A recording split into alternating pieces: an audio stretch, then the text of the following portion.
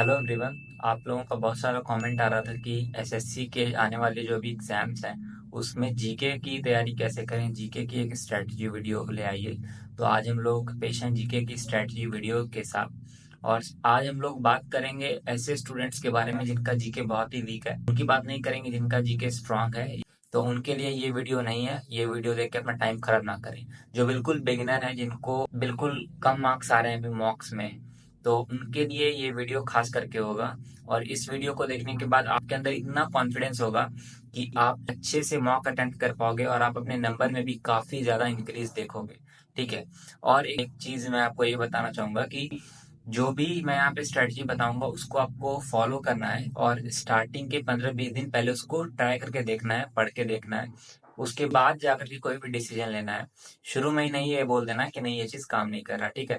क्योंकि जीके एक ऐसा सब्जेक्ट है जो कि आपका सडन इंक्रीज नहीं हो सकता है। ठीक है, कि आप चाहो कि 10 दिन में ठीक कर लें तो वो नहीं होगा। थोड़ा सा ये सब्जेक्ट टाइम खोजता है। ठीक है।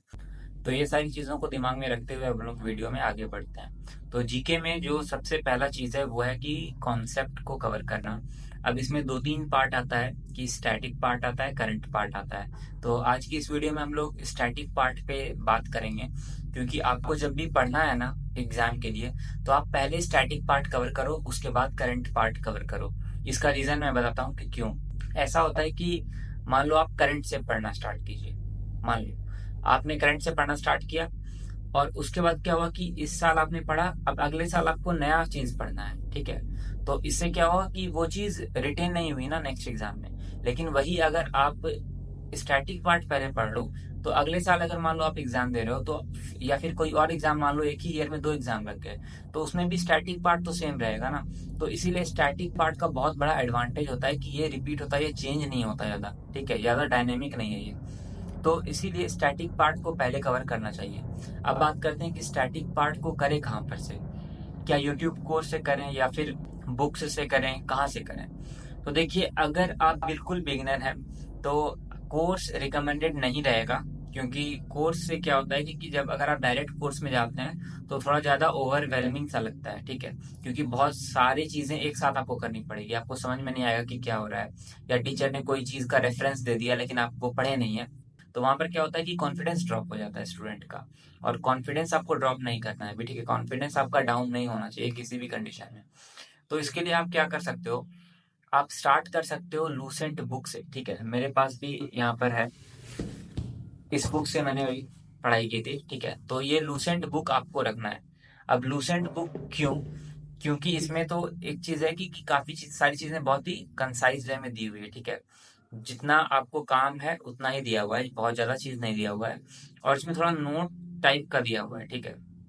तो आपको इसको पहले प्रेफर करना है।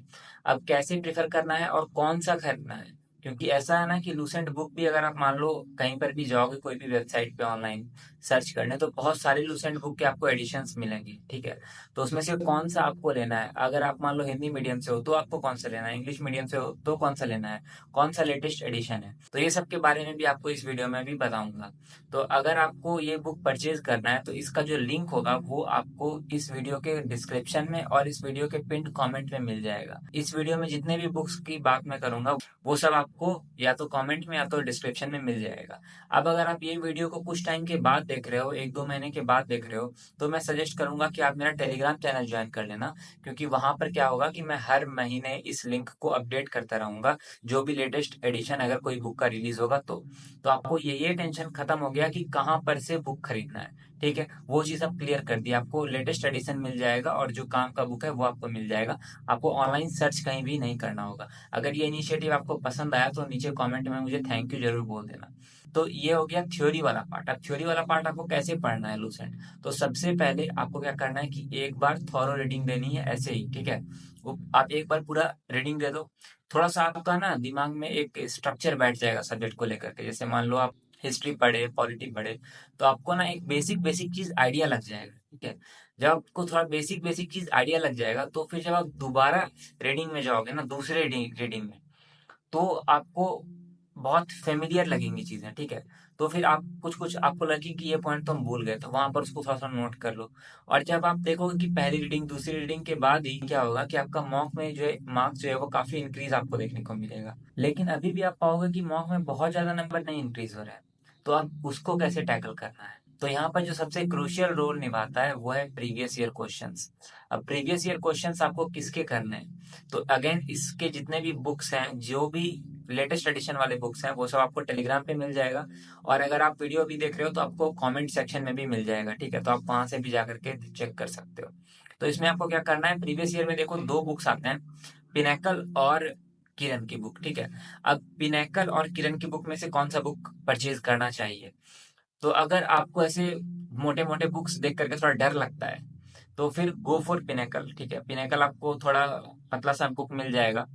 लेकिन उसमें अभी क्या है कि पहले तो वो बहुत सही था, बहुत रिकमेंडेड था। क्यों? क्योंकि पहले टीसीएस एग्जाम कंडक्ट कराती थी।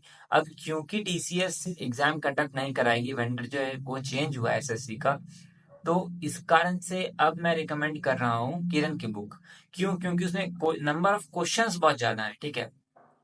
तो नंबर ऑफ क्वेश्चंस जब बहुत ज्यादा हो जाते हैं ना, तो उसकी आने की प्रोबेबिलिटी भी बढ़ जाती है। तो ये चीज जो है पिनेकल में कम है, लेकिन पहले वो बहुत रिकमेंडेड था, क्योंकि पहले टीसीएस एग्जाम कंडक्ट कराती थी और सिर्फ उसी के क्वेश्चंस करके जाना जो है वो लॉजिकल था। लेकिन अभी क्या है कि अभी आपको किरण के बुक से करनी चाहिए, वो ज्यादा अभी आपको हेल्पफुल रहेगा, ज्यादा रिकमेंडेड रहेगा। तो आपको रीजन भी आई होप समझ में आया होगा कि क्यों करना चाहिए।